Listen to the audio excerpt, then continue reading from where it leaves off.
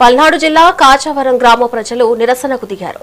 పేదగార్లపాడులో Shri cement factory mining కార్యకలాపాల వల్ల ఇళ్లు కూలిపోతున్నాయంటూ ఆవేదన వ్యక్తం చేశారు. గ్రామానికి అతి సమీపంలో మైనింగ్ చేయడం వల్ల ఇల్లు దెబ్బతినడంతో పాటు పొలాల దారులు మూసివేశారని, బోర్లు పీకేశారని వాపోయారు.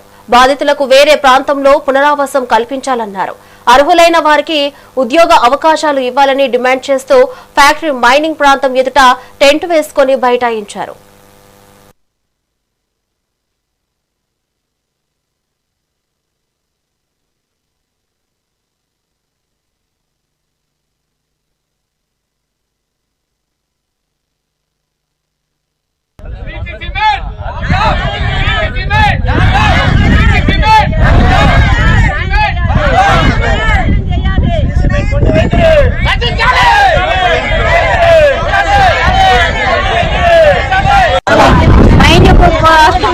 నాగిలేట్కల్లి పెడతామని ఊరు ముందు తీసుకొచ్చి పెట్టిండు.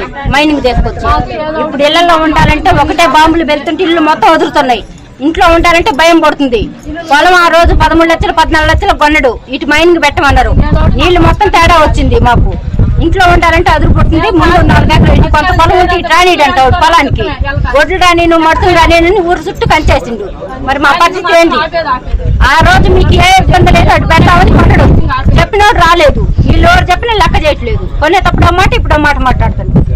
మా పిల్లల జాబులు వద్దు ఏమొద్దు. మాకు ఇల్లు పొలాలు కొనుక్కోమని లేదా మన చోటు చూసి అడగని మేము పోతాం. అంతవరకు ఆయన మేము ఈ మళ్ళీ ఇప్పుడు దాకా ఏం చేయలేదు. 2 నెలలు అయింది ఈ పరిస్థితి వచ్చి. మాకు ఒకళ్ళని వచ్చి పట్టించుకున్న వాళ్ళు ఉన్నారా? లేరుగా. ఏం చేయాలి మరి? మేము మొబైల్ వస్తే లెక్క చేయటం, ఆడవాళ్ళు చదివితే మాటలు లెక్క చేయరా? ఏం చేయాలి? ఇళ్లలో ఉండాలంటే బాగా భయం అవుతుంది. ముందు ఇల్లులన్నా కొనుక్కుంటా ఏడన్నా కట్టించి పొమ్మంటే చెప్పమని నుంచి ఒక 700-800 ఎకరం పొలం ఇచ్చాము. ఫస్ట్ చెప్పడం ఏంటంటే ఒక 3 కిలోమీటర్లు 2 కిలోమీటర్లు కూలి పెడతా అని చెప్పేసి మీకు జాబులు ఇస్తాము, మీ క్వాలిఫికేషన్ తగ్గట్టు, క్వాలిఫికేషన్ లేని క్వాలిఫికేషన్ తగ్గట్టు జాబులు ఇస్తామని చెప్పి తీసుకున్నారు.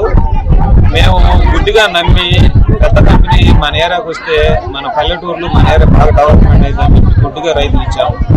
ఇచ్చిన తర్వాత జాబులు ఎక్కువగా కూలీ తీసుకొచ్చి నమ్మటే పెట్టారు. ఆ సేదిరెడ్డి అన్నట్టు ఒక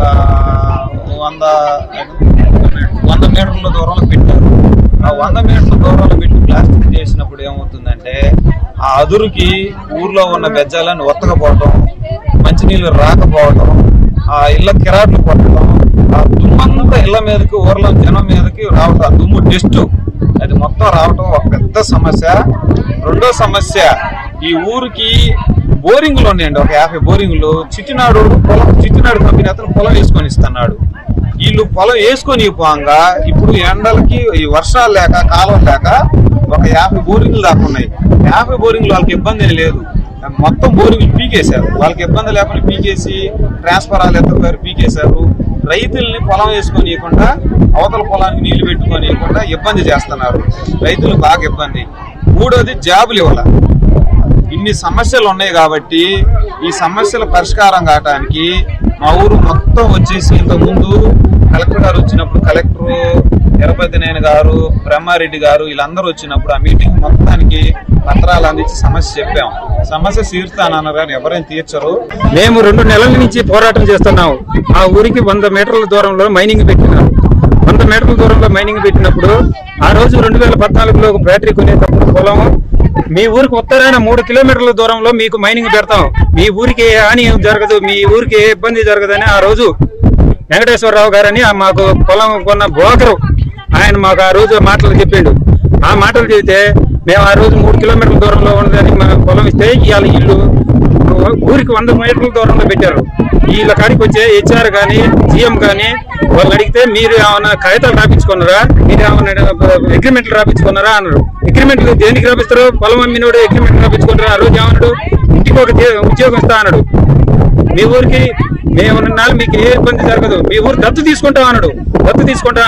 చివరికి వీళ్ళు ఏమంటారు? మీరు ఏమి రాపించుకున్నారు, ఏం సమాధానం చెప్పని 2 నెలల నుంచి మొన్న ఆర్టీఓ గారు వచ్చారు, ఎంఆర్ఓ గారు వచ్చారు నెల క్రితం. మా కాడ కాగితాలు తీసుకొని మా ఊరు చెరువు కాడ ఆ కాగితాలు చించి ఆడేసిపోయారు. ఆ కాగితాలు అక్కడే వాళ్ళ బ్యాటరీ కాడికి కూడా వాళ్ళ పేపర్లు. మేము 2 నెలల నుంచి పోరాటం చేస్తున్నాం. ఆ ఊరికి 100 మీటర్ల దూరం